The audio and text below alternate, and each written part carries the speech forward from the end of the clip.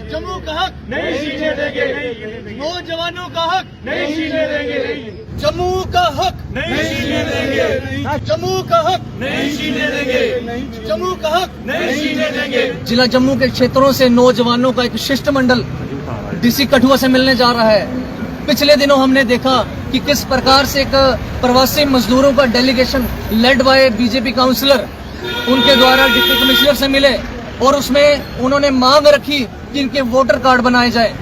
और हम समझते हैं कि प्रवासी मजदूरों के वोटर कार्ड बनाना जम्मू के नौजवानों पे, जम्मू के कल्चर पे, जम्मू की लैंड पे, जम्मू की एम्प्लॉयमेंट पे एक हमला है। और इस प्रकार का हमला, इसकी डेमोग्राफी चेंज करने की जो साजिश रची जा रही है, वो कभी हम नौजवान बर्दाश्त नहीं करेंगे और उसको हम सिरे से कंडेम करते हैं। इसी सिलसिले में आज डिप्टी कमिश्नर कठुआ से मिलने जा रहे हैं। मैं आपको बता देना चाहता हूं, पिछले दिनों जब 25 लाख वोटर इंक्लूड करने की बात चली और स्टेट वाइड प्रोटेस्ट का सामना करना पड़ेगा स्टेट गवर्नमेंट को, और उन्होंने क्लैरिफाई किया और ये मेरे पास पड़ी है, इन्होंने इसमें बताया है कि जो हम वोटर इंक्लूड करने जा रहे हैं वो सिर्फ और सिर्फ resident of Jammu and Kashmir होंगे। अगर ऐसा मसला है तो वे कौन लोग हैं जो इस प्रकार की साजिशें रच रहे हैं कि प्रवासी मजदूरों का वोटर कार्ड बनाए जाने की? वो बता रहे हैं हमने डोमिसाइल भी 1500 बना दिया। और इस प्रकार का जो तानाशाही है वो नहीं बर्दाश्त की जाएगी। और दूसरी हमारी कड़े शब्दों में मांग है, जम्मू कश्मीर हम सब लोग जानते हैं एम्प्लॉयमेंट के तरीके से सबसे अनएम्प्लॉयड यूथ जम्मू कश्मीर में है। जब पिछले दिनों एक और सर्वे आया कि सबसे ज्यादा कुंवारे नौजवान कहाँ हैं, तब भी जम्मू कश्मीर टॉप पे रहा। और जिसकी मेन मुख्य वजह जो है वो है अनएम्प्लॉयमेंट। और इस तरीके से इंडस्ट्री पर पूरा कब्जा बाहर के लोगों का है। मैक्सिमम इंडस्ट्री चाहे कठुआ की हो, चाहे सांबा की हो, चाहे बड़ी ब्राह्मणे की हो, उसमें कब्जा बाहर के लोगों का है। और हम चाहते हैं कि हमारी 75% जो है वो आरक्षण लोकल इंडस्ट्रीज में हमें दिया जाए। इंडस्ट्रियल पॉलिसी में लिखा है कि हम इंडस्ट्री को क्यों लगा रहे हैं, क्योंकि हम लोकल नौजवानों को वहाँ एम्प्लॉयमेंट देना चाहते हैं। अगर लोकल नौजवानों को देना चाहते हैं तो कितनी देना चाहते हैं? हमारा कोटा फिक्स किया जाए। 75% नौजवानों का, जम्मू कश्मीर के नौजवानों का इंडस्ट्री पर हक है, जबकि जंगल हमारा है, जमीन हमारी है, हवा हमारी है, पानी हमारा है। तो फिर जब ह्यूमन रिसोर्स पर बात आएगी, जब बात आएगी नौकरियों पर, नौकरी बाहर के लोग लूटेंगे। ये कौन सा मजाक है?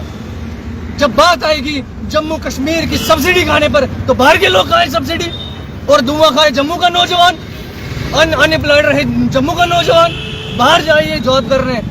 और इस प्रकार से जो जयचंद बैठे हुए हैं भाजपा के यहाँ इस रियासत में, हमारे कठुआ में, उनको चेतावनी है कि समझ जाएं, वरना आने वाला वक्त बुरा होगा आपके लिए। मैं साफ शब्दों में लास्ट में कह देना चाहता हूँ, ये जो आग लगा रहे हैं, ये इनकी मंशा है कि अभी लोकल वर्सेस आउटसाइडर भी किया जाए, और इनकी मंशा को आग लगाने की हम पूरा नहीं होने देंगे। मैं साफ फाइनल कहना चाहता हूँ कि आग लगाने वालों से कह दो कि चिंगारी का खेल बुरा होता है, दूसरों के घर आग लगाने का सपना फिर अपने ही घर पूरा होता है। आज का जो डेपुटेशन है ज़िला कठुआ और आसपास के जितने भी हमारे ज़िले हैं, उनसे जो पढ़े लिखे और विशेषकर मैं कहूँगा कि जो अपने हकों के लिए जागरूक नौजवान हैं, वो आज यहाँ इकट्ठे हुए हैं।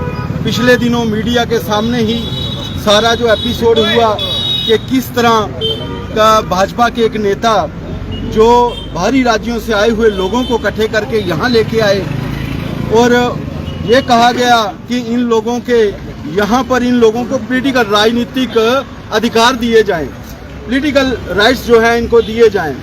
देखिए, किसी पार्टी की कोई मजबूरी हो सकती है, किसी पार्टी के नेता की मजबूरी हो सकती है, उनकी मजबूरी तो वाकई हो सकती है, क्योंकि आप मीडिया को और तमाम लोगों को ये पता है कि वो कुर्सी के पास जाते जाते चूक गए थे। एक बार वो इसलिए चूक गए थे क्योंकि मैं मुबारकबाद देना चाहता हूँ उन्हीं के साथियों को जिनको पता था कि इस तरह के लोग जो अपने ज़िले के सगे नहीं हैं, जो अपने जम्मू कश्मीर के सगे नहीं हैं, वो पार्टी के सगे किस तरह हो सकते हैं। और हमारी जो ऑर्गेनाइजेशन है जिसकी उनको रिप्रेजेंटेशन दी जा रही थी वो नहीं दी गई।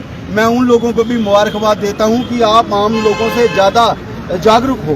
देखिए, पार्टी की मजबूरी ये है और उन कार्यकर्ताओं की मजबूरी ये है कि वो पार्टी को यहाँ से बाहर से लोग लाकर यहाँ पे पार्टी को माइलेज देना चाहते हैं, संख्या बढ़ाना चाहते हैं। क्योंकि मैं हर बार ही ये बात कहता हूँ कि राजनीति संख्या का खेल है।